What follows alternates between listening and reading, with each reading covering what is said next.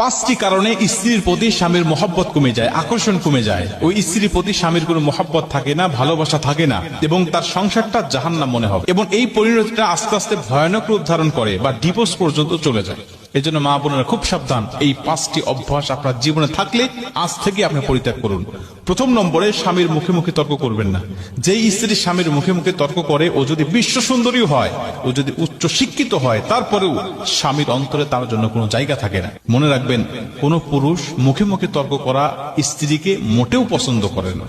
আর যদি কোনো স্ত্রী কালো হয়, কুচ্ছিত হয়, কিন্তু সে মুখে মুখে তর্ক করে না, স্বামী যেটা বলে সেটাই মেনে নেয়, স্বামীর আনুগত্য করে, ওই স্ত্রীর জায়গা স্বামীর কলিজার মধ্যে থাকে। এজন্য স্বামীর মুখে মুখে তর্ক করা, স্ত্রীর প্রতি স্বামীর আকর্ষণ কমে যায়, মহব্বত কমে যায়, এটা করা যাবে না।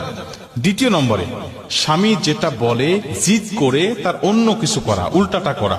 স্বামী বলেছে ডানে যেতে হবে, আপনি বলছেন না আমাকে বামে যেতে হবে। স্বামী বলছে বামে যেতে হবে, আপনি ডানে চলে গিয়েছেন। স্বামী একটা যুক্তি দিচ্ছে, আপনি তার যুক্তিতে অ্যাভয়েড করে নিজে আরেকটা যুক্তি দাঁড় করাচ্ছেন।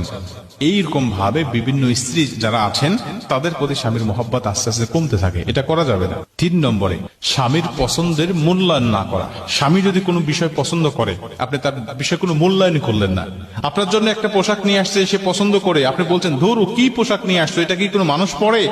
আপনি এমনও কোনো স্ত্রী আছে যারা স্বামীর বিষয়ে পছন্দ করা বিষয়গুলো, একটা পোশাক নিয়ে আসছে, ও আরো ফেরত দিতে বাধ্য করেছে, না এটা ফেরত দাও, অন্য একটা বিষয় নিয়ে আসো, ওই কালার আমার পছন্দ, ওই কালারটা নিয়ে আসো। স্বামী জীবনে আর কোনোদিন তার জন্য পছন্দ করে কোনো পোশাক নিয়ে আসবে না, এবং তার প্রতি মহব্বত আস্তে আস্তে কমতে থাকবে। 4 নম্বরে, স্বামীর পরিশ্রমকে মূল্যায়ন করা বা স্বামীর কর্মক্ষেত্রকে মূল্যায়ন না করা। স্বামী যে পরিশ্রমটা করছে, এই পরিশ্রমকে আপনি কোনো মূল্যায়ন করছেন না। স্বামী যে কর্মক্ষেত্রে কর্ম করছে, বা আপনার যে ইনকাম সোর্স, হালাল রুজির যে মাধ্যমটা রয়েছে, এই মাধ্যমকে আপনি মোটেও মূল্যায়ন করছেন না। সারাদিন অফিস আদালতে কাজকর্ম করে স্বামী বেচারা এসেছে, আপনি বলছেন তুমি কি করো সারাদিন? আমি সারাদিন আমার সংসারের মধ্যে কত কাজ করি, ছেলে মেয়েকে সামলাই, খাবার দাবার রান্না করি, কাপড় চোপড় ধুই, বিভিন্ন কাজকর্ম করে আমি তো একদম টায়ার্ড। স্বামী অফিস থেকে এসে কিছু কাজ আপনাকে অর্ডার করেছে, আপনি সেটা না করে তার কর্মক্ষেত্র তুলে তুলে আপনারা গালিগালাজ করা শুরু করলেন বা খোঁটা দেওয়া শুরু করলেন, যে তুমি কি করো আমার বাসায় এসে, তুমি আবারও আমাকে বিভিন্ন ভাবে তুমি আমাকে প্রেশার ক্রিয়েট করো।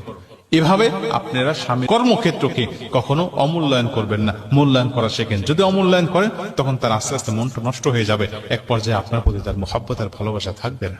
এবং 5 নম্বরে, স্বামীর মতামতের বাহিরে কোনো কাজকর্ম করা। স্বামী একটা মত দিয়েছে, আপনি সেই মতামতের বাহিরে চলে গিয়েছেন। স্বামী একটা বিষয় আদেশ করেছে, আপনি সেই আদেশটা না করে আপনি অমান্য করেছেন।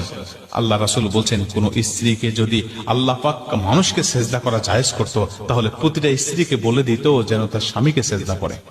এটা আল্লাহ রাসূল এমনি এমনি বলেন নাই, কারণ সেজদা দেওয়া মানুষকে জায়েজ নাই। তাহলে নবী বললেন কেন?